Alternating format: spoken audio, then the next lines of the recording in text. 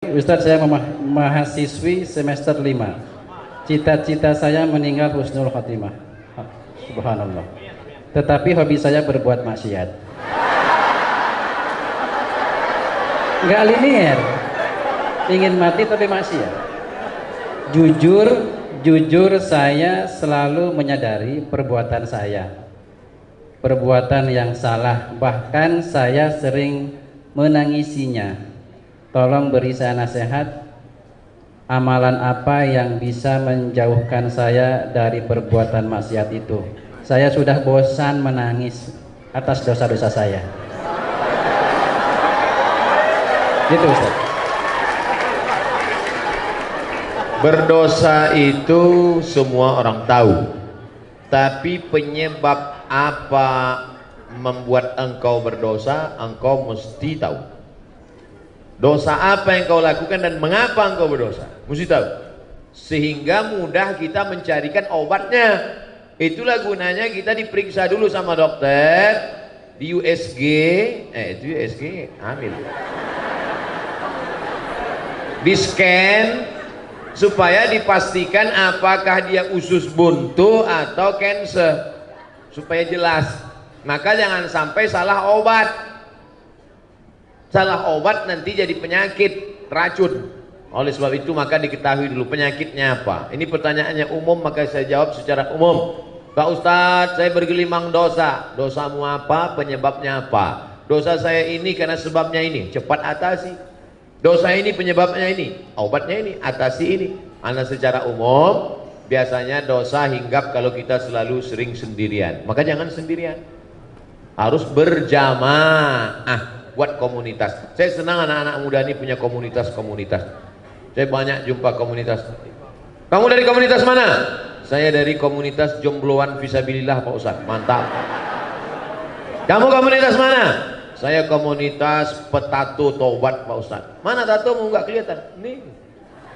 Ada satu titik. Kamu komunitas mana? Saya dari komunitas subuhan berjamaah Pak Ustadz. Bagus. Nah, jadi yang pertama jangan sendiri, jangan pernah sendiri. Sekarang ini komunitas tazkiyah. Nanti pulang ke kos-kosan, mulai setan mendekat. Maka di komunitas kos-kosan juga cari komunitas kos-kosan yang islami. Saya dapat berita katanya di sekitar Bogor tazkiyah punya tempat tinggal yang islami. Betul tuh. Nah ini terjaga dia. Nanti di grup juga, di grup itu juga ada grup-grup yang menjaga kita. Kalau berada di grup yang buat maksiat, keluar. Kamu coba lihat grup-grupnya, pasti cek grup homo. Ngapain kau di dalam? Saya mau mendakwahi mereka Pak Ustaz. Astagfirullah. Kau nggak kuat bro. Belum tentu kuat. Nanti kalau sudah kuat baru. Jadi kalau ada grup yang kira-kira menyelamatkan kita. Jadi yang pertama menyelamatkan diri ini adalah pertama taubat nasuha, mandi taubat. Setelah itu berjamaah buat komunitas. Setelah itu istiqomah. Makanya nanti buat komunitas ada datanya, kartunya, fotonya, nomor handphonenya. Kalau nggak datang ditanya. Ente nggak datang, kenapa nggak datang? Ada ketuanya, ada. Nah, jadi insya Allah terjaga dia. Pertama taubat, yang kedua komunitas, yang ketiga istiqomah. Maka insya Allah kalau tiga ini dijaga, selamat kita. Mudah-mudahan yang mau bertobat, segera tobat sebelum malaikat maut datang. Ingat, malaikat maut datang tidak pernah melihat akte kelahiran. Jangan kalian pikir karena semester 5 malaikat masih lama. Semester 2 aja banyak yang gol. Wallahu a'lam bishawab. Alhamdulillah. Kita lanjut Ustaz, masih ada waktu. Bismillah. Ustaz, Assalamualaikum warahmatullahi wabarakatuh. Ustaz, saya mau nanya, kan waktu sholat Jumat tidak boleh berbicara. Gimana hukumnya dengan menjawab sholawat atas Nabi? Terima kasih. Idza sa'idal khatibu 'alal mimbar, kalau khatib sudah naik ke atas mimbar, fala yatakallamanna ahadukum, maka janganlah satu di antara kamu berkata-kata. Idza qulta li sahibika ansit, kalau kau katakan kepada orang di sebelahmu, faqad laghauta, maka kau sudah melakukan perbuatan lagha. Wa man lagha fala jum'atalah, siapa yang melakukan perbuatan lagha maka tiada Jumatlah baginya. Diam, tiada Jumat baginya. Adapun khotib mengatakan, marilah kita berselawat kepada Nabi. Allahumma salli ala Sayyidina Muhammad. Apakah lagha? Tidak, karena dia sedang berdoa kepada Allah, memohonkan selawat untuk Nabi Muhammad sallallahu alaihi wasallam. Seandainya berdiri salah satu dari jamaah itu, jamaah sholat Jumat berdiri, lalu dia ngomong ke khotib, Pak Khotib, cepetan dikit dong. Nih kimi kelas di tasbih udah mau masuk nih. Apakah batal khutbah Jumat? Tidak. Mana dalilnya? Karena Nabi pernah khutbah, tiba-tiba datang orang Arab Badui ke pintu Masjid Nabawi. Apa kata dia? Ya Muhammad, halakatil amwal. Wahai Muhammad sallallahu alaihi wasallam, kampung kami sudah hancur, tanam-tanaman mati kering kerontang, onta-onta mati tidak minum, tolong berdoa kepada Allah. Apakah Nabi waktu itu ngomong batal sholat Jumat? Nah, Nabi angkat tangan. Nabi angkat tangan, apa kata Nabi? Aghithna, aghithna, aghithna.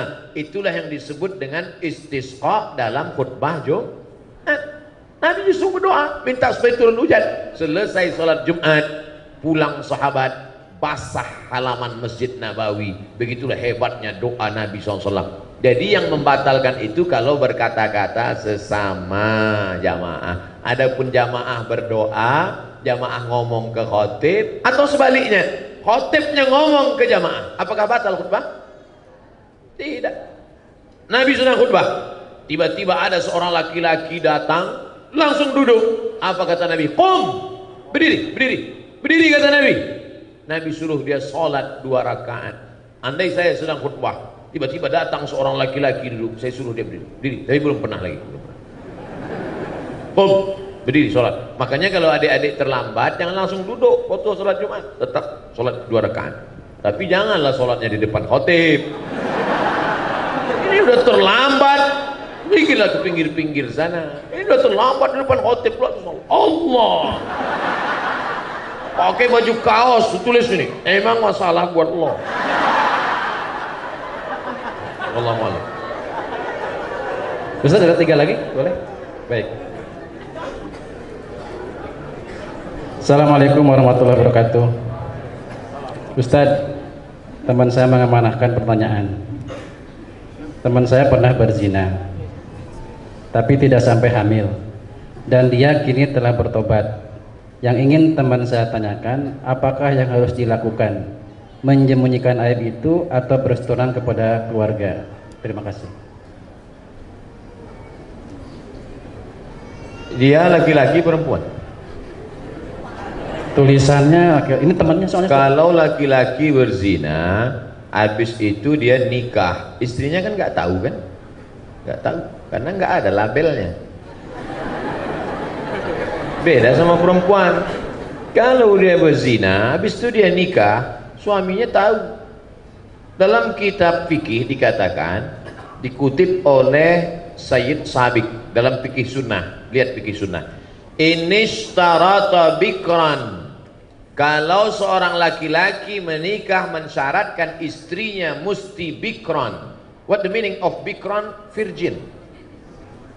Inishtarata bikran, kalau laki-laki mensyaratkan istrinya harus bikran, virgin, fabanat thayban, ternyata setelah nikah tidak virgin, falahul fashu, maka laki-laki itu punya hak untuk fasah. Fasah artinya pembatalan pernikahan. Makanya tertulis di botol, do not accept if cell is broken. Makanya saya tanya tadi, yang tanya laki-laki apa? Perempuan. Kalau laki-laki dia tobat nasuha, selesai. Jangan kau ceritakan sama dia. Jangan pula nanti, Dek, ada sesuatu yang mau ku ceritakan. Apa bang? Kau bukan yang pertama. Apa? Tapi kalau perempuan kau harus cerita, karena kalau tidak nanti ini bahaya. Cuman menanyanya jangan langsung pancing-pancing dia dulu.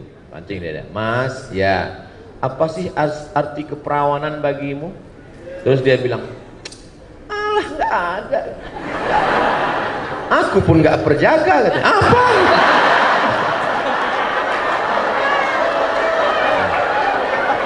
Jadi hati-hati.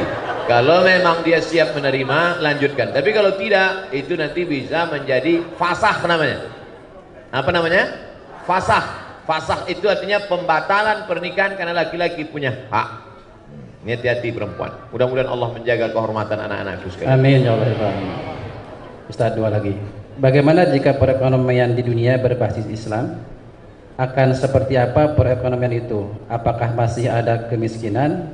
Apakah masih akan terjadi inflasi? Kita bicara tentang ekonomi di alam goib atau alam nyata? Saya tanya sekali lagi. Bicara ekonomi Islam ini bicara teori di alam kertas, makalah, seminar, lokakarya, atau pernah nyata di alam nyata? 2 tahun setengah jadi khalifah dan dia menantang siapa yang bisa berjalan kaki dari Son'a ke Darul Bayda. Son'a, Yaman. Sekarang kita hitung, Yaman, naik Yaman, Saudi Arabia, naik ke atas Suriah, Yordania, Palestina, naik ke atas lagi Mesir, Tunisia, Aljazair, Maroko, 9 negara. Siapa yang sanggup jalan kaki 9 negara mencari fakir miskin, bawa ke sini, kata Umar bin Abdul Aziz. Abad kedua Islam, tidak ada fakir miskin kalau ekonomi Islam diterapkan. Jadi kita bukan cerita masalah makalah seminar, kita bicara tentang pernah wujud ada di alam nyata, bukti real, fakta, bukan fiktif. Jadi orang Islam cerita ekonomi ini bukan dongeng, bukan cerita tentang masalah. Nah, ini mesti diwujudkan kepada umat Islam. Lalu kemudian kenapa dalam fikih itu, coba baca kitab tafsir di abad-abad keempat, abad-abad kelima, abad-abad keenam. Mereka cerita tentang anjing Ashabul Kahfi warnanya apa? Apakah anjing herder, apa anjing bulldog? Mereka cerita tentang perahunya Nabi Nuh sebesar apa? Kayunya dari kayu apa? Mendaratnya di mana? Lalu kemudian orang zaman sekarang baca itu, apa ini? Ngapain dikaji anjing Ashabul Kahfi? Ngapain dikaji? Justru kalau dilihat dari sisi lain, begitulah hebatnya ekonomi zaman itu sampai mereka memikirkan sesuatu yang berlebihan karena memang makan cukup, kehidupan luar biasa, ekonominya mapan, sampai mereka berpikir tentang sesuatu yang tak terpikirkan oleh manusia sekarang. Sekarang kenapa orang tidak produktif? Gimana mau produktif? Ekonomi morat-marit, tunggang langgang, lintang pukang. Jadi kalau dibaca abad-abad pertengahan, abad keempat, abad kelima, abad keenam, kenapa tafsir-tafsir, fikih-fikih itu mengkaji dengan kajian luar biasa. Bahkan di Indonesia, kalau adik-adik nanti baca fikih ketika Islam sedang jaya-jayanya di Kalimantan, ada kitab fikih namanya Sabilal Muhtadin, ditulis oleh mufti kerajaan Banjar, namanya Syekh Muhammad Arsyad Al-Banjari. Dikaji tentang masalah sesuatu yang tak terpikirkan oleh manusia, saking kan mapannya ekonomi mereka saat itu. Andai ada seorang pergi ke hutan, bisa konsen? Masih bisa?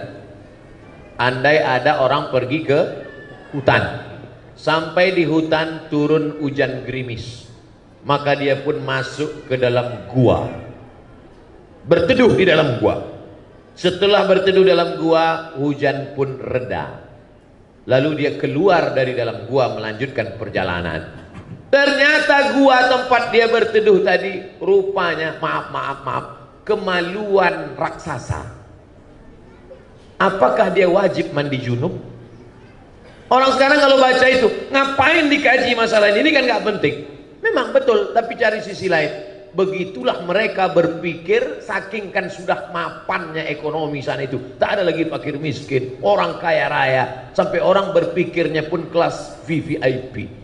Nah, jadi banyak orang mengatakan, ini kitab-kitab klasik ini Ustaz terlalu besar masalah. Kenapa kitab itu sampai 1 meter panjangnya? Tafsir Al-Kabir yang ditulis oleh Imam Fakhruddin Ar-Razi 606, 1 meter panjangnya. Kitab-kitab fikih itu ditulis Raudhatul Talibin wa Umdatul Muftin, Dalam syarah hadis pula Fathul Bari syarah Sahih Al-Bukhari sampai dikaji masalah waw, masalah fa, masalah wa. Untuk apa dikaji ini? Saking kan makmurnya hidup mereka, tak ada lagi dikaji masalah kemiskinan. Kenapa penulis-penulis sekarang tidak produktif? Salah satu sebabnya adalah masalah ekonomi. Saya hanya ingin bercerita bahwa umat Islam, kalau cerita ekonomi Islam bukan cerita teori tapi pernah jaya, dia ingin mengulang kejayaan itu. Dan kalau Islam jaya, semua akan mendapatkan rahmat. Wa ma arsalnaka illa rahmatan lil alamin. Wallahu